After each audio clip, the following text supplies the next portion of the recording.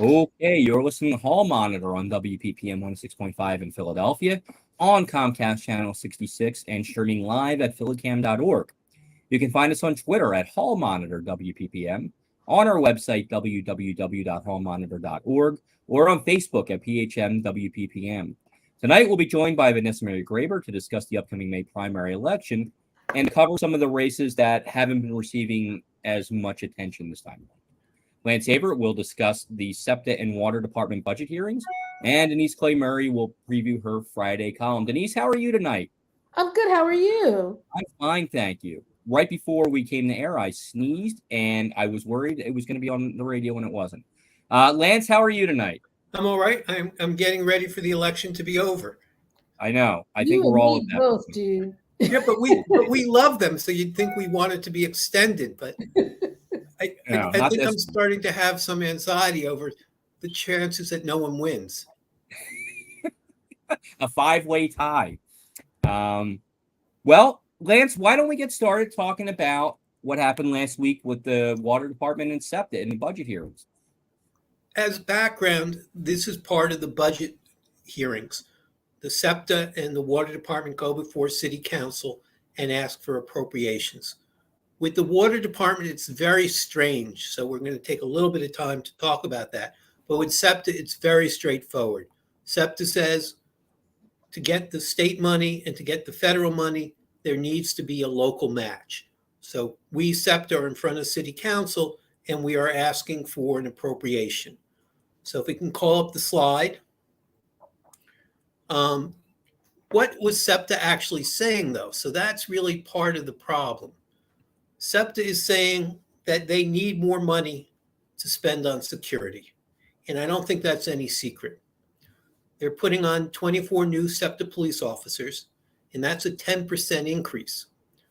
Now, on some level, it's great. On another level, it's a little scary that that's a 10% increase, because what that means is there's 240 officers to cover all of SEPTA.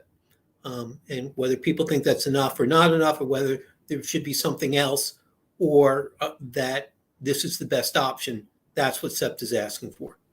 They're asking for a 60% increase in security expenses. They have 30,000 cameras operating, but it's a little unclear what it means when they say operating. Some of them are recording and some of them are reporting real time to the virtual centers. The ones that are recording, unfortunately, don't do anything to stop crime from happening, to keep people safe. But what they do is they video whoever it is that's committed the crime. And of course, that's too late for the person who's been injured. The general manager, Leslie Richardson, who was with the state, kept stressing that a real part of the problem is what she described as the antisocial behavior of some of the riders. And we'll talk about that a little more. But she says after COVID, not only in Philadelphia, but across the country, there's been so much antisocial behavior on public transit system that has presented some very real problems. SEPTA told City Council that it faces a tremendous challenge. Next year, the COVID funding ends, and SEPTA will face a massive deficit. Without additional funding from the state or from the federal government or from the city of Philadelphia, SEPTA will have a $240 million deficit. Savings alone, according to the general manager, can't make that up. So what she is projecting is 20% service cuts and 30% fare hikes. And of course, when you cut service and you raise fares, that lowers ridership. But that's what she says we're looking at, unless, quote unquote, other money can be found. She didn't address the issue of why are we going forward with the discussion around the bus revolution. So if we're facing a 20% service cut and we're facing 30% fare hikes, which means lower ridership, why are we continuing to go through with the bus revolution, which is predicated on the idea that it's the same amount of service that we now have, and we're just going to reassign it? All of the paid consultants, all of the experts will turn out to be completely wrong if the service cuts are 20% and the ridership is down. That wasn't addressed, but Council President Clark, excuse me, asked directly about the number of transfers that the bus revolution was calling for. He raised the issue of many of the people in his constituency, and I know he's retiring, but in his district, some of the older people didn't want to use the Broad Street line and didn't want to use the L. So SEPTA acknowledged that that was a problem. The general manager said no longer were there going to be requirements for bus riders to move to the L or to move to the Broad Street line. The general manager Richardson also acknowledged in response to Council Member Gilmore Richardson that SEPTA had failed to do an adequate outreach, that they had not reached out to communities of color, that they had not reached out to seniors, they had not reached out to the schools. And, part of this is just how everyone who testifies before council is. She thanked council for helping her understand that she did a lousy job. But again, she didn't address the issue of why are they going forward with their initial recommendations if they know they did a poor job of the outreach. There was some good news that came out of the hearing. For those people who can use a key card, now not just the first transfer, but the second transfer on the system will be free. Now, it doesn't help those people who don't have key cards, either because they can't put money on the key cards, the machines don't work, there are problems with the key cards, people are unbanked or underbanked. Those people, unfortunately, still can't buy a transfer or get a transfer. Other good news is the Chief Equity Inclusion Officer has been hired. There's no word on whether one of the things she's going to look at is how the working poor who don't have key cards are paying $5 for a ride that costs someone else $2. More good news, in 12 years, all the Broad Street subway and Market Frankfurt stops will be ADA accessible, and there will be new cars on the Market Frankfurt line. New trolleys will be bought, and all the new trolleys will be ADA accessible. And in the current operating budget of SEPTA, there's no fare hikes or service cuts. So I would categorize that as good news. The relationship between the city and SEPTA remains the same. None of the formulas have changed. Philadelphia continues to provide 80% of the local match. So again, SEPTA requires funding from the local municipality, the counties, to draw down money from the state and to draw down federal dollars. Philadelphia's local match is 6%. Now that sounds like it's not much, and it's not much unless you compare it to what the other counties provide. So all the other 4 counties together provide only 2%. Philadelphia provides 6% by itself, and the other counties 2%. But Philadelphia, under the current system, continues to have only 2 of 15 seats on the SEPTA board. And the regional rail line continues to receive greater subsidy per ride than the city transit division per ride. Now, the importance of that is one of the things that the general manager Richardson talked about was if the funding can't be found from the federal or state government, then she's going to come back to the counties and ask them if they would like to put in more money from each county, and then they could control the system. But of course, under the current board, that's impossible. It would be almost foolhardy for the city of Philadelphia to put in more money for its riders if it can't control how that money is spent. Crime continues to plague SEPTA riders. Now, part of this are numbers, and part of this is people's experience, and part of this is perception. Again, throughout most of the afternoon, the general manager Richards spoke about how crime and antisocial behavior, smoking, drug use, and urination plague riders. Some of the council members reported that their constituents who ride SEPTA, when they tried to use the elevators, found that the floors of the elevators were filled with pools of urine. And again, I don't want to spend too much time talking about that, but I imagine everyone could understand that that would make it less likely for someone to want to use that elevator. Actually, Lance, when you were talking about ADA compliance, that was the first thing that went to mind, because every single elevator I have ever gotten on SEPTA has smelled like a toilet. Right. And there's an acknowledgement that what you're saying is absolutely correct. What there isn't is an understanding of what can be done about it. And that is really at the heart of the matter. If you make the system unpleasant to use, you shouldn't be surprised that people don't use it. If some get on an elevator and there's a pool of urine and they have to stand on their tiptoes to try not to step in it, you really shouldn't be surprised that that person doesn't want to return. The general manager said outright, no mixed message. Quote, "We have lost controls of our stairways. We have hard work to do. Crime and antisocial behavior directed towards bus operators creates absenteeism."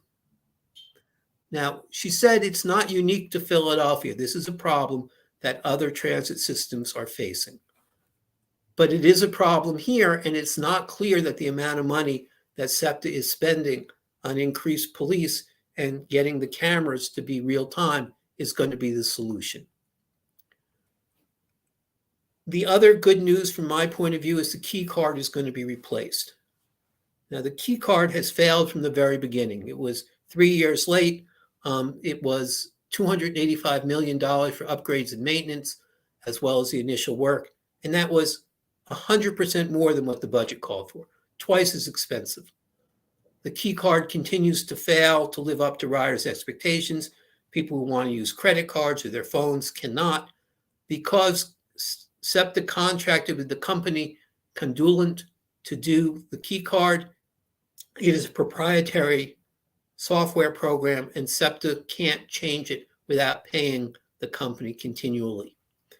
So SEPTA has learned from its mistakes, and the new system that they're going to be purchasing will have what's described as an open architecture, which means a technology that SEPTA can change either with its own staff or bring in other people. But no longer will a company be able to hold SEPTA hostage by saying, you have to pay whatever we ask to make the repairs to the system which the company created in the first place. So I think that also counts as some good news. And then there was some interesting innovation. SEPTA is partnering with the Chicago Transit Authority to support small and minority-owned businesses. Now, this is something that I at least have been saying public transit and municipal utilities that should be doing all along. SEPTA has started to do that. And we don't know whether it'll be successful or not. And I'm not sure whether anyone can predict the future without saying, if you don't try, you fail.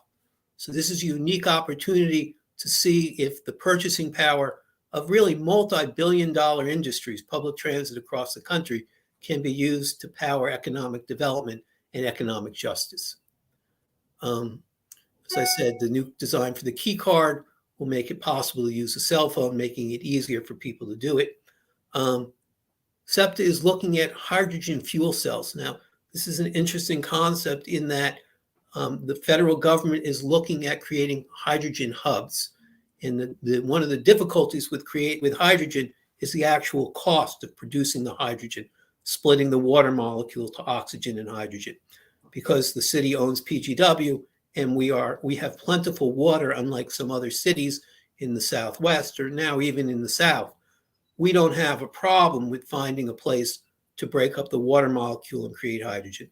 So that gives an opportunity for SEPTA to be in the forefront of developing a new technology that's good for the environment. And as SEPTA points out, probably the best thing for the environment locally is to get people out of their cars and onto public transit.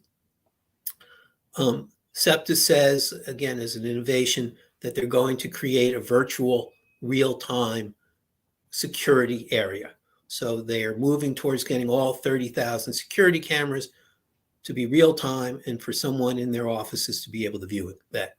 I'm not sure if every civil libertarian agrees with that, poses some interesting challenges, but it is at least an attempt to address what's happening on the buses and the subway stops.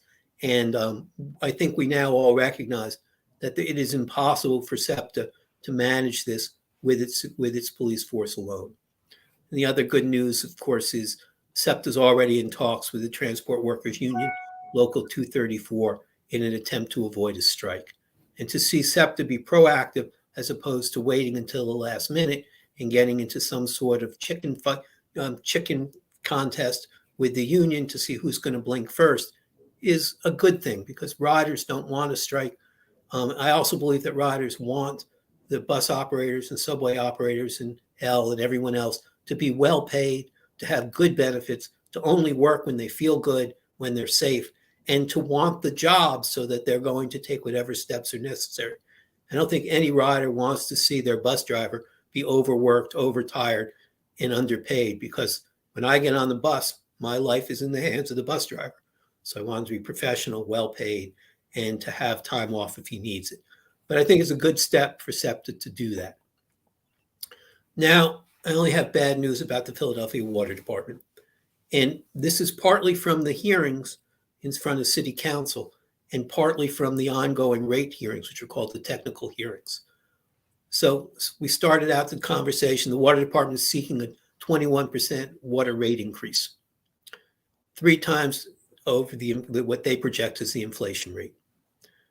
Unfortunately, the Philadelphia Water Department's public advocate has already agreed that they should get at least $47 million in 2024 and at least $45 million in 2025. What came out of the City Council hearings is the Philadelphia Water Department failed to get a single penny from the ARPA funds, and that's the American Recovery Protection Act. I'm sorry, the American Recovery Plan Act. That was the COVID dollars. Despite the Water Department telling us that they were going to get that money, they didn't get any of that money.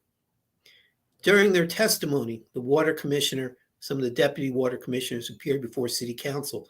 I think what's the most telling was, even though they said that they were going to do a full court press to find other funds to make the rate increase unnecessary, they didn't ask City Council to help them get the ARPA money. So here's how that works. The mayor makes the budget. City Council can arrange the budget in different ways because the mayor also hires and fires the water commissioner. It's really unfair to expect the water commissioner to go back to the mayor and say, Mr. Mayor, you've made a mistake. Instead of giving tax cuts, you ought to give the money to the water department so a rate increase isn't necessary. I think that's an unrealistic expectation, but I don't think we should be fooled into believing that the water commissioner went and put up a big fight with his boss, the mayor, demanding the money. I think we should just be realistic and say that's why he didn't ask City Council for help in rearranging the budget to get money out of ARPA. Unfortunate, but that is what he testified to. During the testimony, both in front of City Council and the technical hearings, what we saw was the bond rating agencies and the prospective bond buyers really rule. In the Water Department's testimony before council and in the technical hearings, they stressed that the Water Department is very concerned about, and they use this word, it's really an amazing word, they're very concerned about the comfort of the prospective bond buyers and the rating agencies. I'm not sure why anyone would use that word, but that is the word they've chosen to use. The Water Department did acknowledge that bond rating agencies consider how well run a utility is when setting the interest rates for bonds. Philadelphia Water Department acknowledged that they have $150 million in U.S. Bank, a bank that it doesn't want to draw down that money. That's surplus money in a bank that's available to the water commissioner. Water commissioner says he doesn't want to draw down that money because it will make the bond rating agency and the prospective bond buyers uncomfortable. The Water Department did acknowledge that affordability is a concern to bond rating agencies, but they never answered the question, is a 21% rate increase affordable for Philadelphia families? Again, it's 3 times the inflation rate. For those of us who are retired or collecting Social Security, there's absolutely no way to keep up with a 21% rate increase. I would argue that even most people who are working right now can't expect to see a 21% increase in their income. It would just be an unrealistic expectation. Council member Gilmore Richardson asks some of the toughest questions. She says she was asking if inflation is driving the rate increase, as the Water Department says, why doesn't the Philadelphia Water Department access the city's anti-inflation fund? And I would like to give our viewers a better explanation. Unfortunately, it doesn't make any sense what they were saying. The answer was Philadelphia Water Department according to its lawyers, can't use those funds without upsetting the bond rating agencies and prospective bondholders. Now, the water commissioner and deputy water commissioners claim that they have a written legal opinion that says that. They forgot to bring it to the hearings. I have asked for it.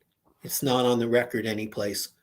I'm assuming something exists, but I'm assuming it's not going to be released until after the hearings are over, and we're never going to get a good look at it, because it's almost impossible to understand how the city-owned water department can access a city fund. The other thing that came up at the hearings is the water department loses water. And what I mean by that is the water department processes water for drinking and then sends it through its pipes, and it goes through the meters. The estimate is that for every 100 gallons that the water department pays to get cleaned and used, only 80 actually gets used. The other 20 gallons gets lost in the system. Sometimes it's just through leakage, sometimes it's through gas main breaks, other times there's no answer for what happened, but for every 100 gallons, only 80 is charged. The question comes up, who pays for those other 20 gallons? It's the city's responsibility that the water department be run well. You would think that the water department would go back to the city and say, hey, we lost 20 gallons for every 100. We want the city to pay for that. And if you thought that, you would be wrong. What the water department says is, no, even though it's the city's responsibility to maintain the infrastructure, we want ratepayers to pay for the city's failure to do so. So every lost gallon is included in our rates. And the same is true for any mistakes, misjudgment, overlooked opportunities. All of that is paid for by the rate base. Under the current system, there's no, and I'm not talking about human incentive, because most people, I believe, want to do better. But just in terms of an economic incentive, there is not an economic incentive to run the system well, because any mistake, any misjudgment, any malfeasance, any embezzlement is paid for out of the rate base. And what we're seeing now is because the water department asks for the 21% increase, if they get all of that, they'll have absolutely no incentive to go back to the ARPA money. They'll have no incentive to cut costs. They'll have no incentive to do anything, because the truth is we all tend to do what feed the wolf who's at the door.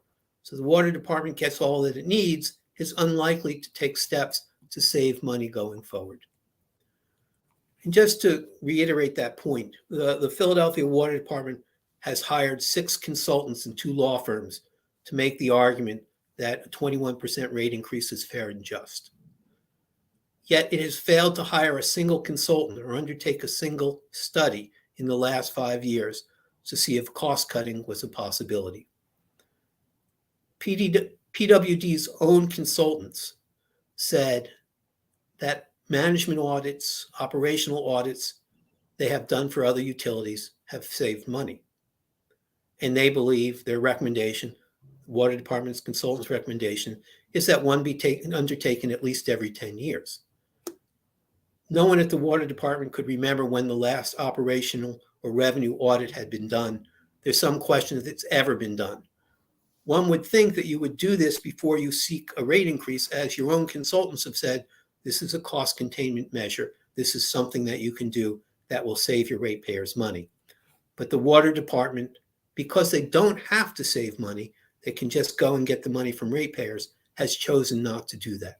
I did ask during the hearings if there's been a single study before this rate increase was asked for, looking at cost cutting, and the answer is no, there has not been. And as I said, the Water Department regularly wastes money. It's spending $2 million, almost $2 million to redecorate its offices. It's refusing to combine billing and collection with PGWs. It's refusing to move out of its Center City office space to Broad and Olney to help keep costs down, and also to use the Water Department as an economic driver for a part of the city that could use some help.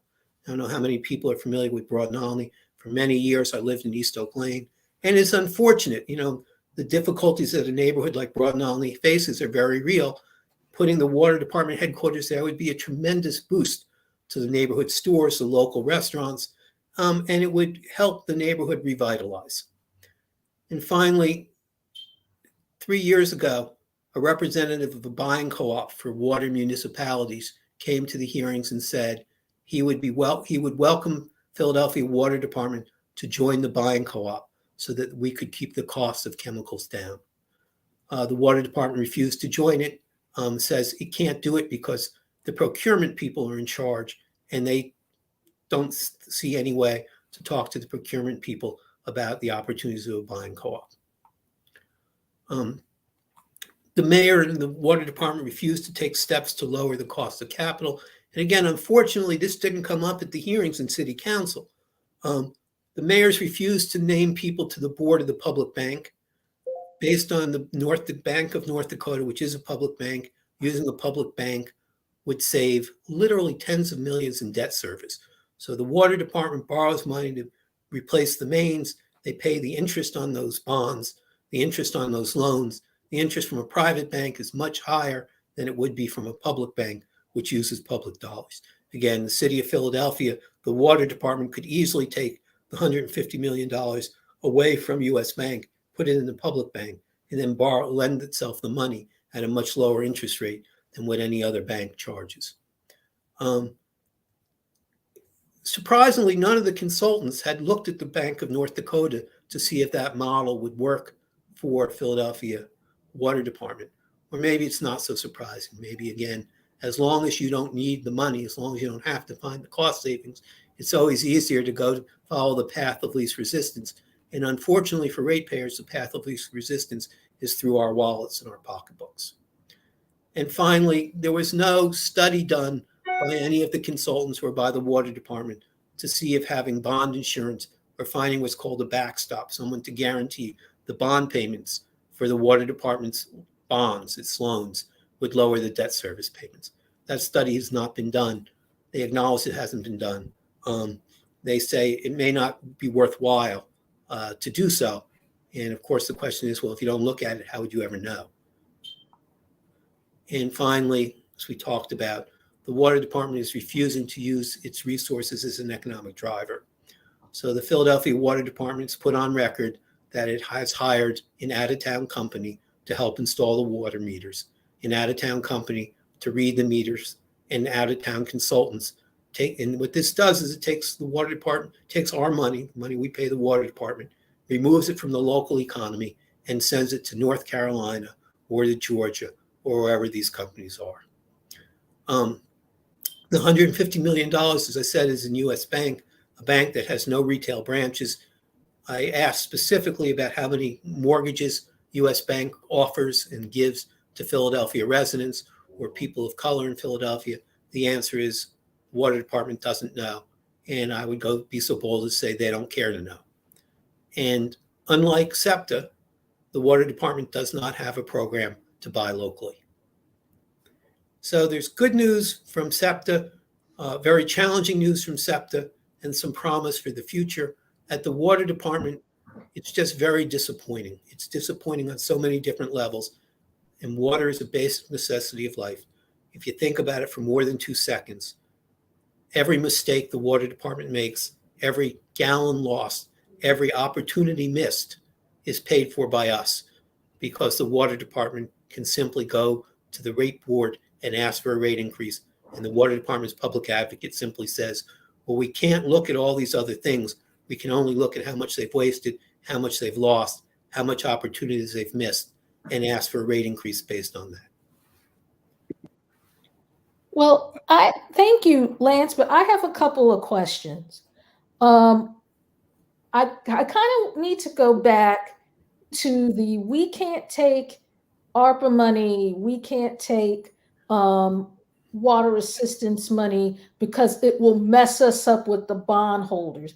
Did anyone explain how that would work? Because that doesn't make sense to me. I mean, if it's not coming directly from the utility itself, I would think that bondholders wouldn't care about it. Right. So on the ARPA money, the water department says, yeah, we can take that money, but our boss, the mayor, won't offer it to us. And we can't, we've gone after it as hard as we can. And of course, it's just, I don't think it makes sense to blame the water commissioner for not fighting with his boss. He makes a good living. He's moved here. He's a very accomplished man. I think it would be foolish for any of us to say, Mr. Water Commissioner, it's your responsibility to go toe-to-toe with your boss and fight him to the end to protect us.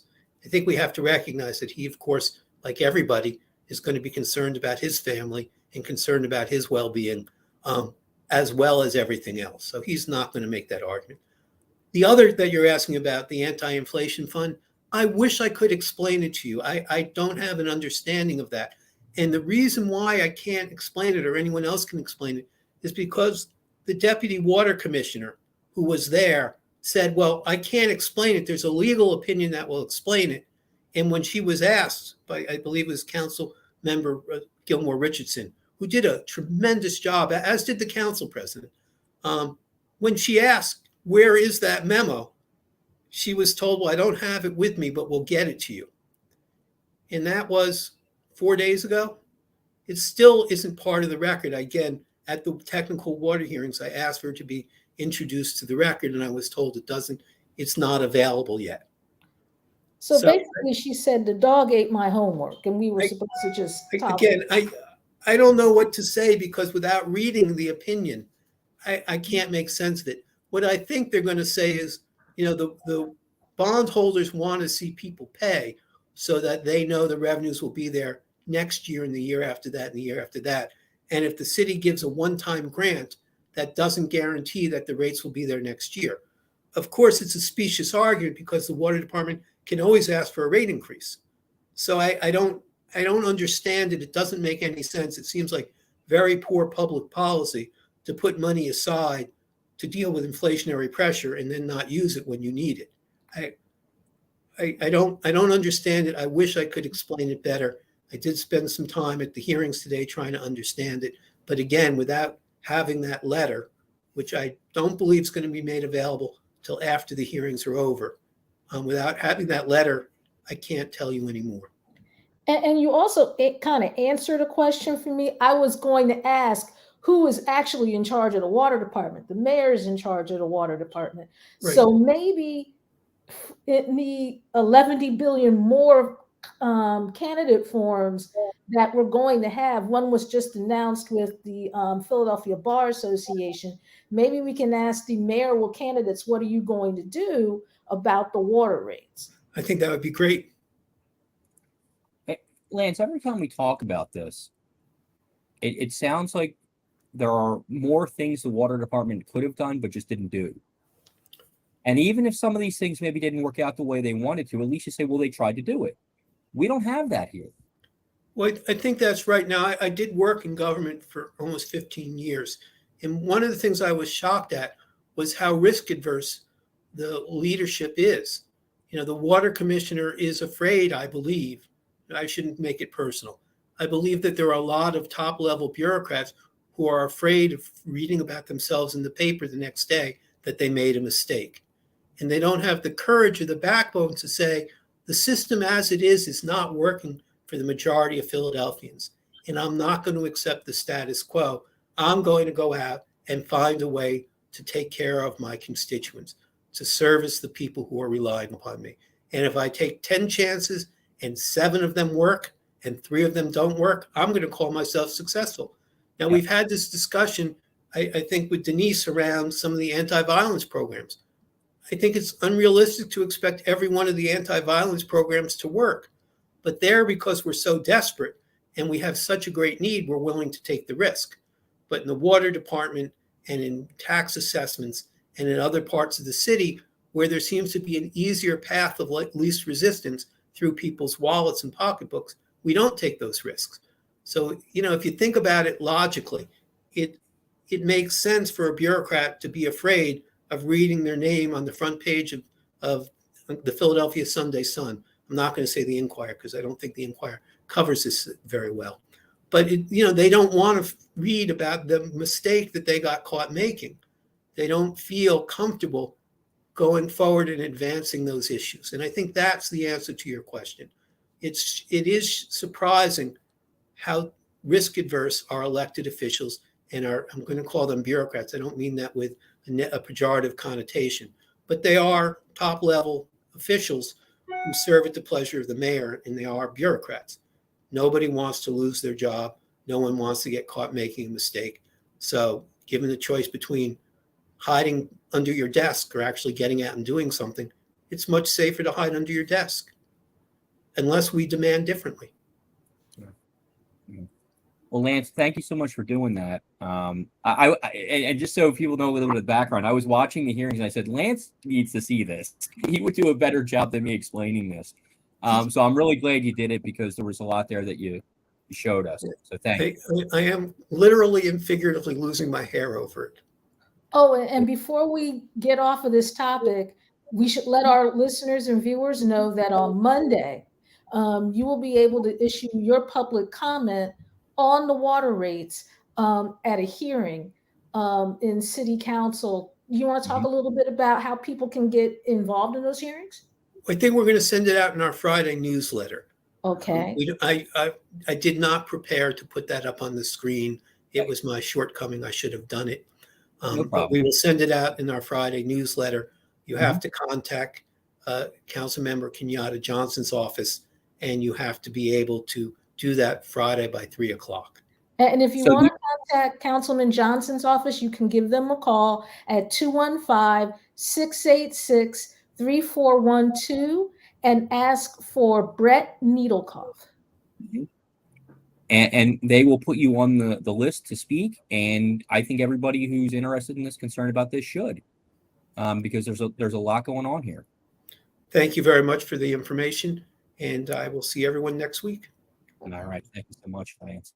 So now we're going to move over to the election a little bit. And what I wanted to talk about tonight, and I also want to bring in Vanessa Maria Graber, who is joining us on the program tonight.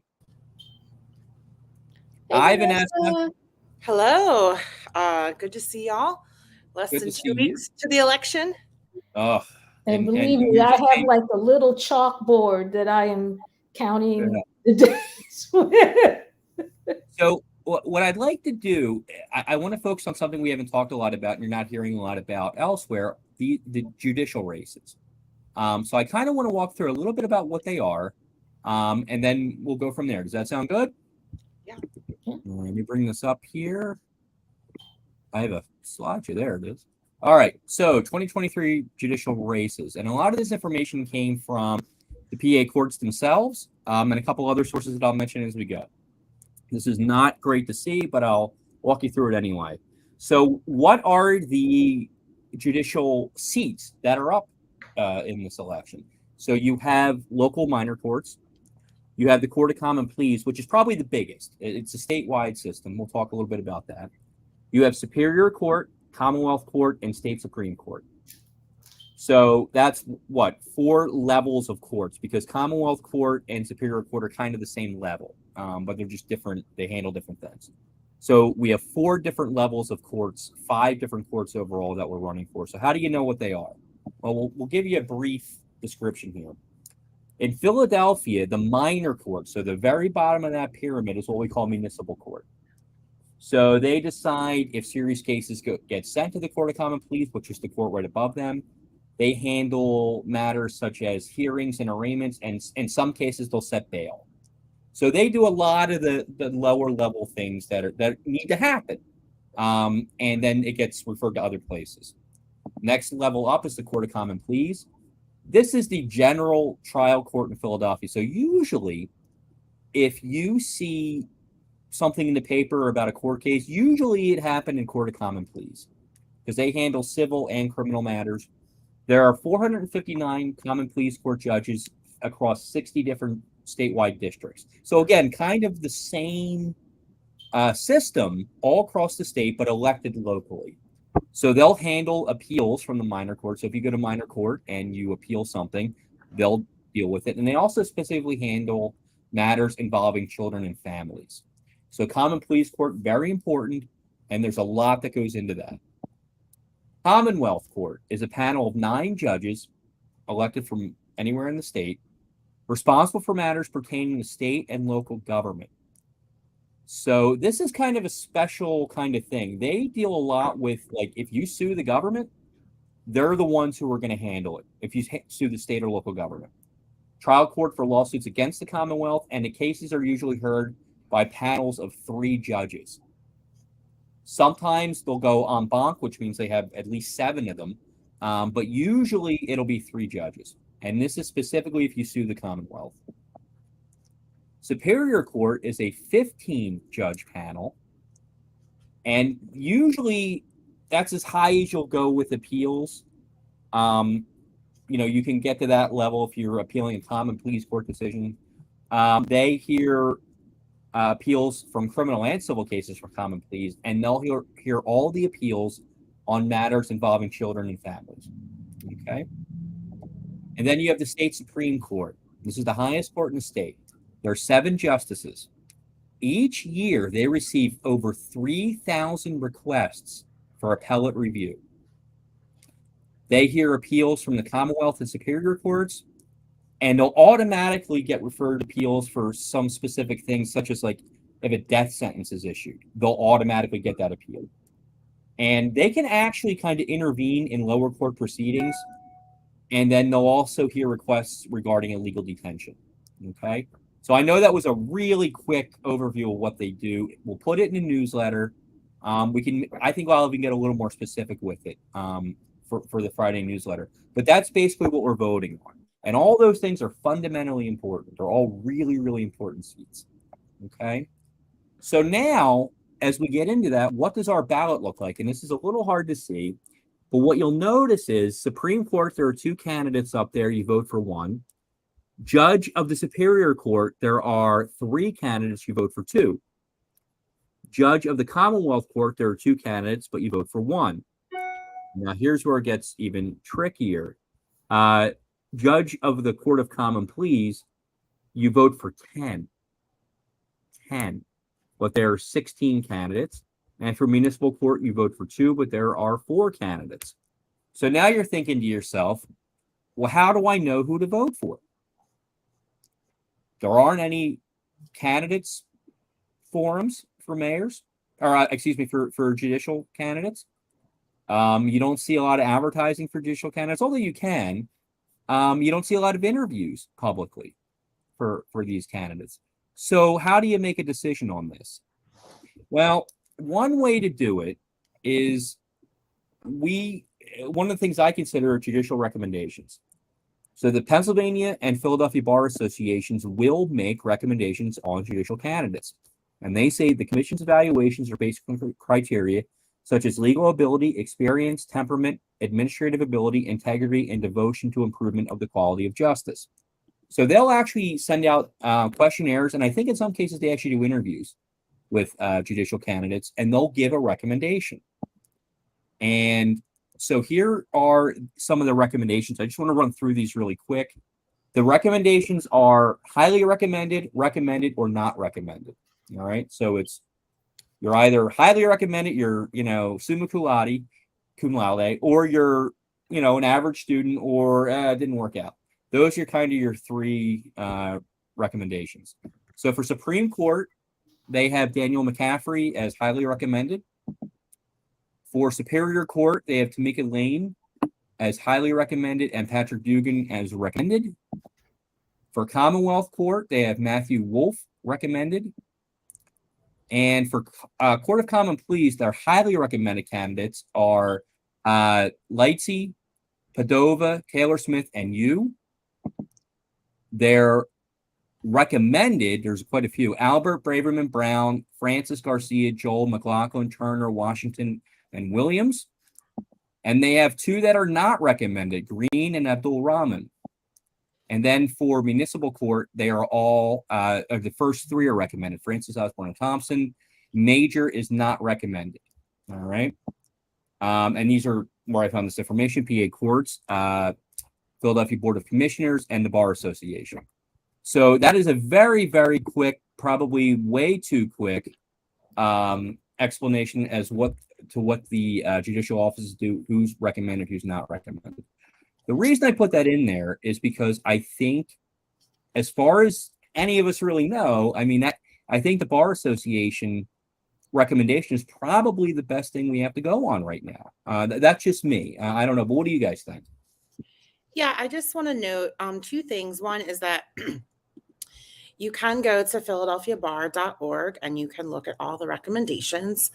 And on their list, it says the respect and deference given to the commission's rating is clear.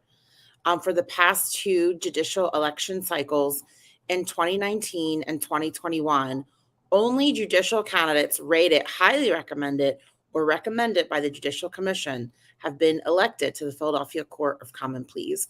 And that's a statement made by the Chancellor Mark J. Zucker. So that's interesting, right? That just shows that these recommendations hold a lot of power. The second thing that you want to look at are the individual candidates' websites, and they don't have a platform like other candidates for office, but they Because each write a judicial philosophy. And so that is going to give you some more information about how they approach cases and the courtroom and just what some of their broader issues are that they care about.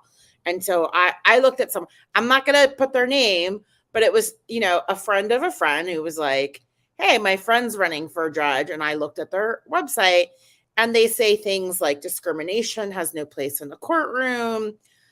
Each person is more than a designation, like a defendant, plaintiff, or witness. They're actually a human being with dignity and respect. So, that gives you some information about that particular candidate and how they would approach cases in the courtroom. And, again, I was like, oh, that's really interesting. And again, you can compare them, right? From, especially if there's more than one candidate in your party and maybe they're both recommended, I don't know, but you can go to their webpage. You can look at that judicial philosophy. You can also look at their resume and experience, which is typically listed in their websites too. Obviously, we want to give everyone an equal chance, but if someone is super experienced and someone else isn't, that might be a deciding factor for a voter.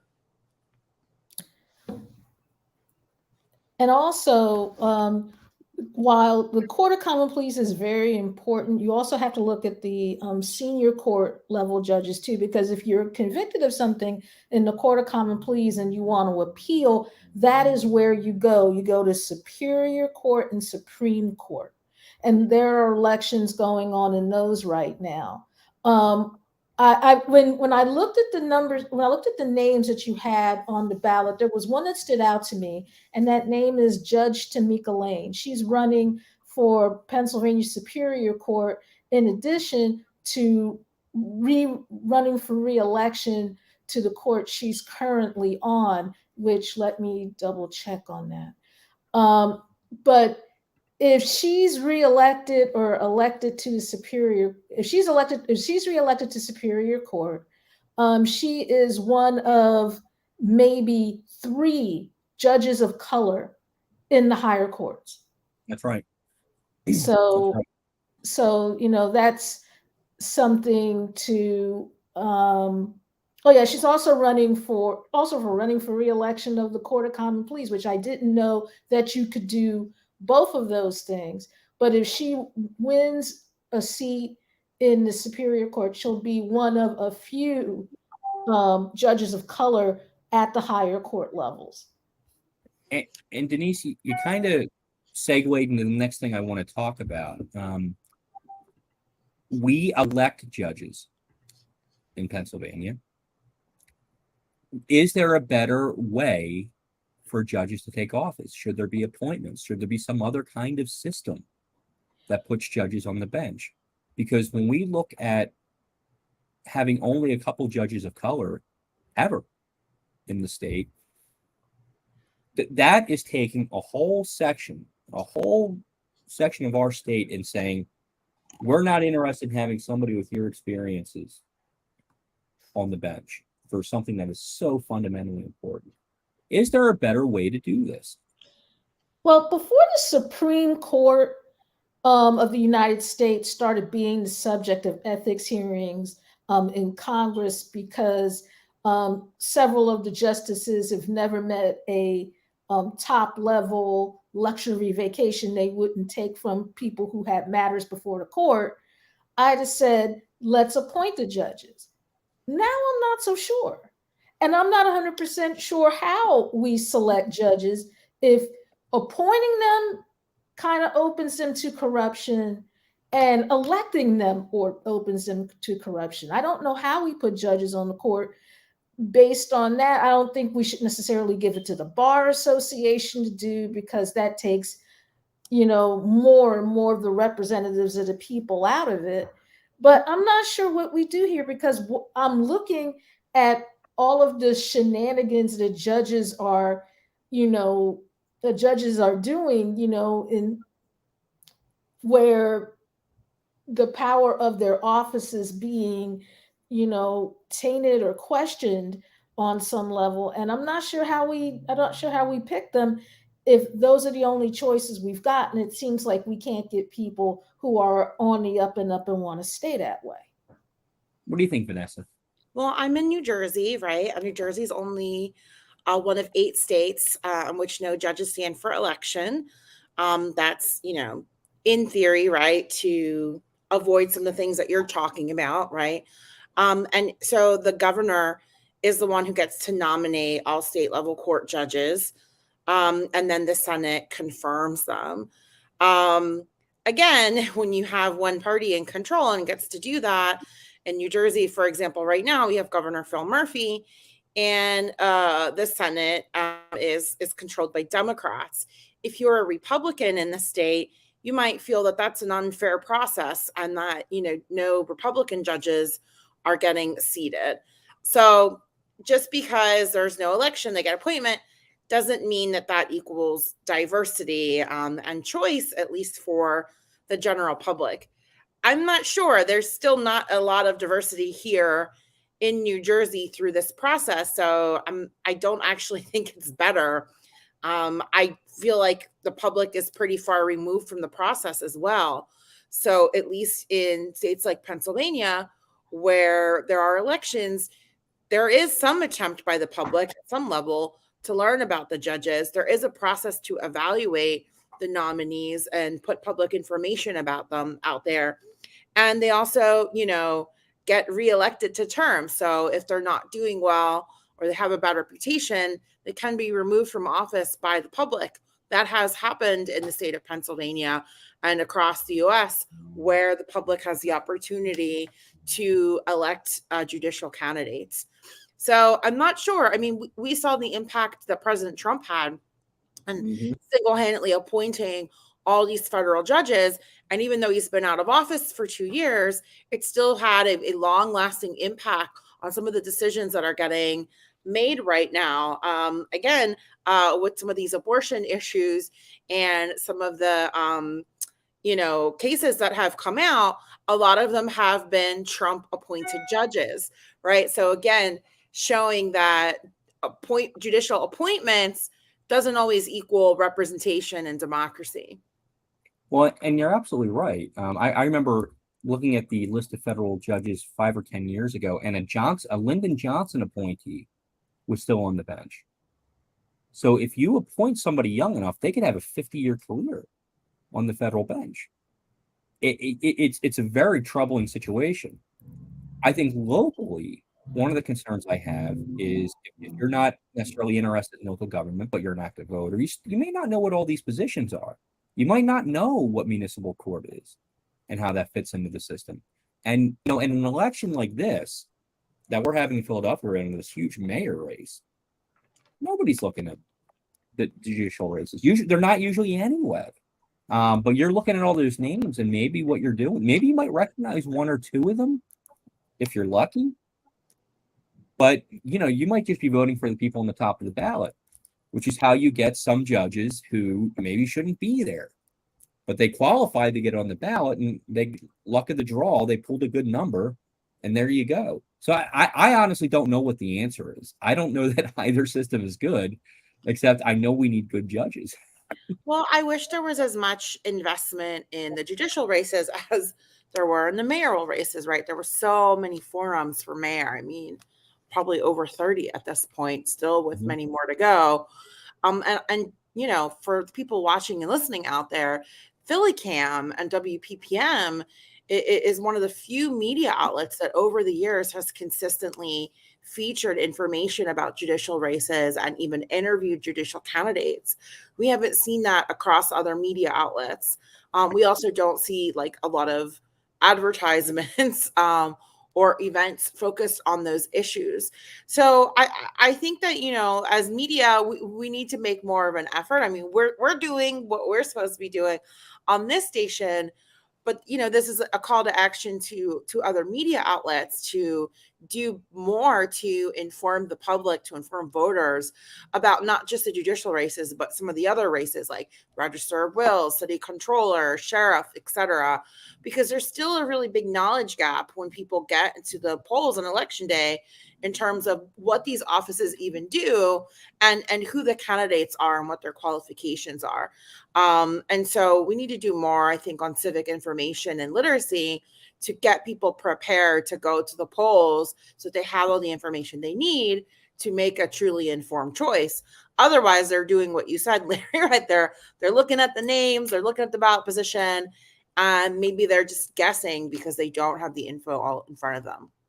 And Vanessa, you're absolutely right about that, especially when you look at some of the offices that we're not paying attention to and what these offices do. Like a judge can be the person that either decides you get to go home on bail or you're in jail for life.